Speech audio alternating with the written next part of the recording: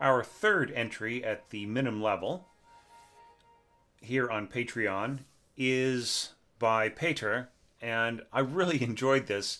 Now, we are going to be looking, as you just heard, it's a little spare, but I wish that I could show you the entire arrangement, because Peter went, I think, scored the entire thing and really explored, used this particular spare texture as a sort of a springboard into more and more complex and beautiful sounds and ideas. So it's just really a shame, Peter, if you were supporting at the um, dotted brev level, I would be happy to analyze this entire thing. Give it the whole 40-minute rundown that it deserves. It's really a shame, but anyhow, I will just I'll just make do with what we've got here. And if there's any way of bringing in a longer orchestration or some other kind of thing, if anything you want an evaluation on or showcasing of at a later time, just let me know, okay? And we'll make it work somehow.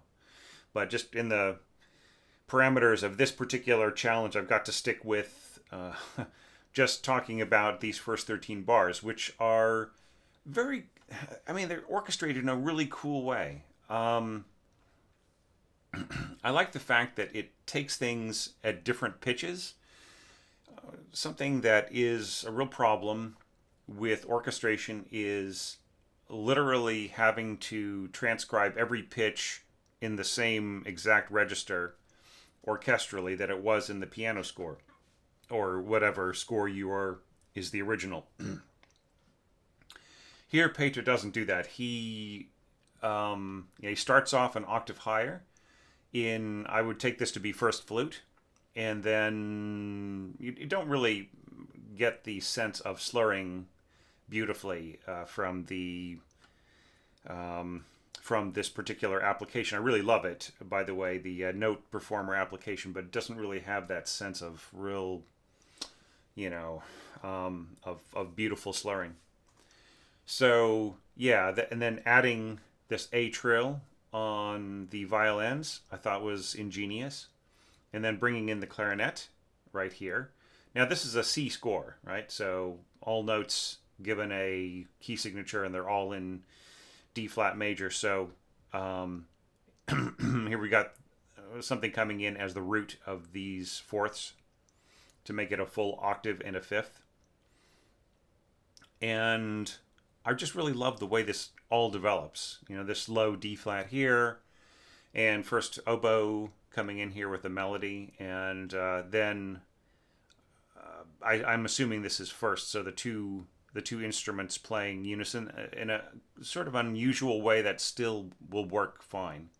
There will be a little bit of loss of power right here between the clarinet and the oboe. The oboe will tend to be much stronger there.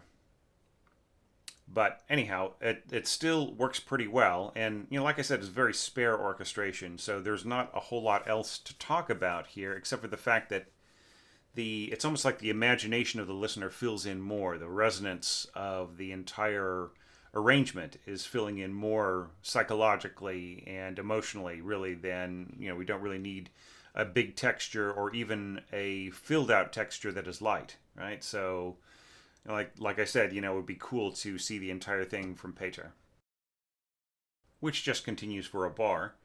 And then we get into the now I'm a little confused as why there were not trills here, because you've been so generous with trills before.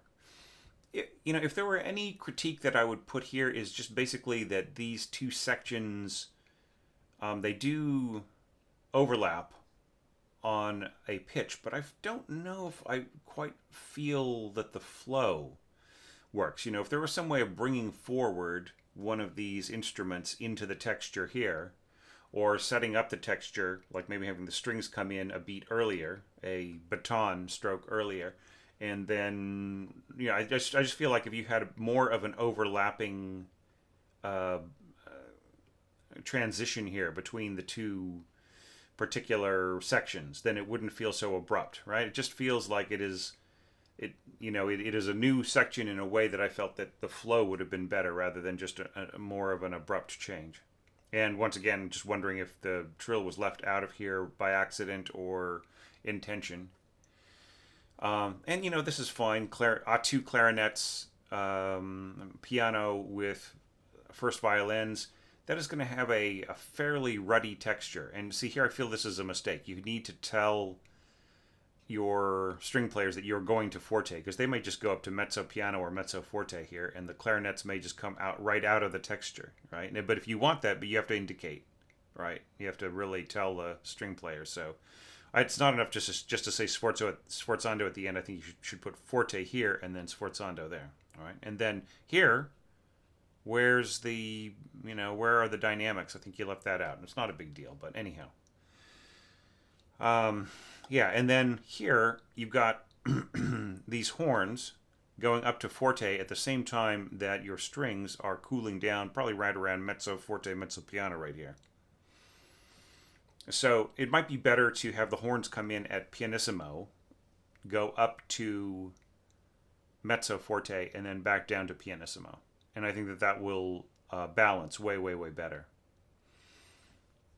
Anyhow, yeah, it's other than that, maybe there could have just been a little bit more.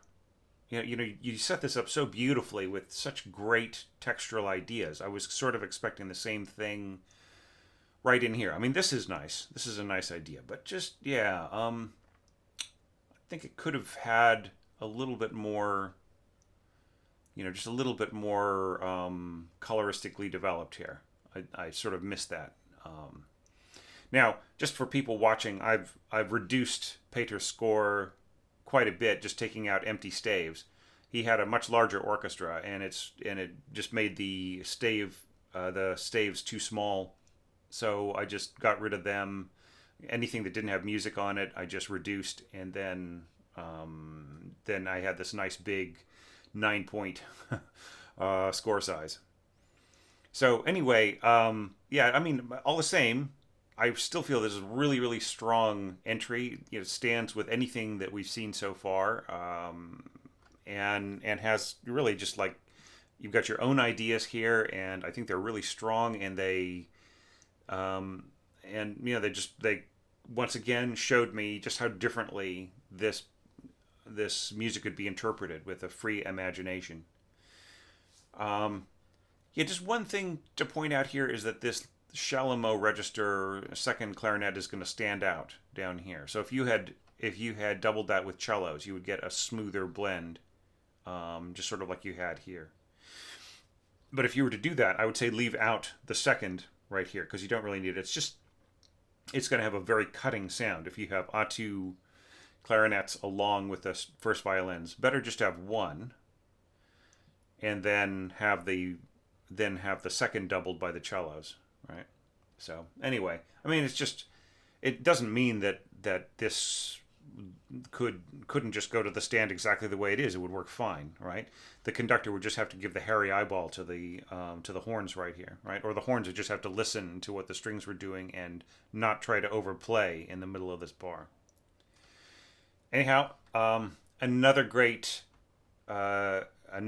contribution, and all I can say, Peter, is just check on your Patreon membership, because I took a look over there to see what level you were. I was thinking, oh man, this must be like a dotted brev entry when I saw the length of it, and I didn't remember you being in the dotted brev category. And I went back and looked. I couldn't find you on Patreon at all. So you're I don't know if something happened or whatever, but anyhow, a great entry.